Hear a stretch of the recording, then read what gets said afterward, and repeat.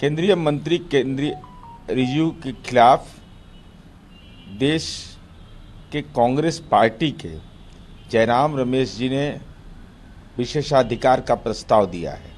अब इस संबंध में जो मूलभूत मुद्दे हैं, कौन से मुद्दे हैं जिनकी बुनियाद पर उन्होंने विशेषाधिकार का नोटिस दिया है, उस पर कार्रवाई करने का अधिकार, सर्वाधिकार सुरक्षित है राज्यसभा के सभापति का। लोकसभा में राहुल गांधी ने कहा कि एक संगठन भारत के भविष्य, भारत की शिक्षा प्रणाली को खत्म करने का प्रयास कर रहा है। उन्होंने सीधे आरएसएस पर निशाना साधा। अब यह तो किसी को भी अधिकार है लोकतंत्र में अपनी राय रखने का, लेकिन शिक्षा को बाजार के हवाले किसने किया, यह आदरणीय राहुल गांधी जी आप बताइए। देश के अंदर में डॉक्टर मनमोहन सिंह की सरकार जब बनी, उसके बाद बाजारीकरण का दौर चला और उसमें अगर इसके मूलभूत कारणों में जाइएगा तो वैश्विक प्रतियोगिता के दौर में देश को अंधे गर्त में अगर शिक्षा के जगत को किसी ने डाला है तो कांग्रेस पार्टी उसके लिए गुनाहगार है। नेताओं पर मजाक करने के लिए कानून के खिलाफ ने कुणाल कामरा ने अपनी सफाई दी। देखिए, जिस ढंग से सार्वजनिक जीवन में और खासकर व्हाट्सएप यूनिवर्सिटी आने के बाद जिस ढंग की अपमानजनक टिप्पणियां होती हैं और इस संबंध में एक माननीय सदस्य का राज्यसभा में सदस्यता भी गई, तो निश्चित रूप से इस संदर्भ में विचारणीय विषय तो है कि आखिर सार्वजनिक जीवन में जो लोग हैं उनके प्रति जिस ढंग की राजनीतिक टिप्पणी व्यंग्यवान नहीं होता है, वह अपमानजनक माध्यम से किया जाता है, तो गंभीरता से इस पर पहल करने की जरूरत है। आदित्य ठाकरे ने कहा है कि कुणाल कामरा को क्यों माफ़ी मांगनी चाहिए। यदि गद्दार और चोर एकनाथ शिंदे हैं तो कुणाल कामरा को माफ़ी मांगनी चाहिए, और अगर नहीं है तो क्यों मांगे। अब आदित्य ठाकरे जैसे ही लोग राजनीति में अपसंस्कृति के परिचायक बन गए हैं, ऐसे लोगों को सेव करना चाहिए।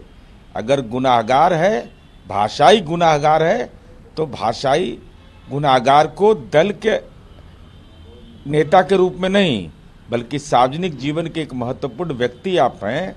आदित्य ठाकरे जी है, आप बाल ठाकरे के परिवार के हैं, और इस ढंग से अगर किसी का राजनीतिक कवच आप बनते हैं तो यह सार्वजनिक जीवन के लिए इससे बड़ा दुर्भाग्यपूर्ण घटना कुछ भी नहीं हो सकता है। 26 मार्च को वक्फ बिल के खिलाफ all India Muslim personal law board ने प्रतिरोध मार्च निकालने का घोषणा किया है। तो साथ ही साथ इस पर औषधीन ओवैसी ने कहा है कि इस विरोध प्रदर्शन में मैं समर्थन करता हूं, क्योंकि जो कानून है वो मुस्लिमों के लिए है। देखिए, देश के अंदर में हर व्यक्ति को अपनी राय रखने का अधिकार है।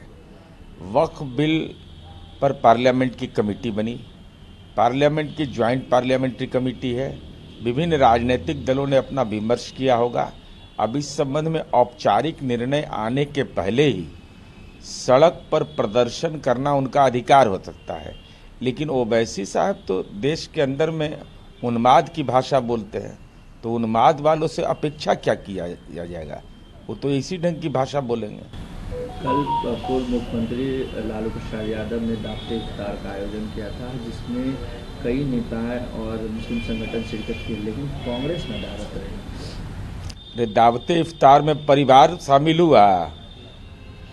लालू जी का परिवार का सदस्य जो राजनीति में हिस्सेदारी ले रहा है, वैसे लोग भी शामिल नहीं हुए, पोस्टर से नाम गायब कर दिया। तो ये तो दावत इफ्तार जो था एक सार्वजनिक कार्यक्रम नहीं है, यह एक निजी कार्यक्रम होता है।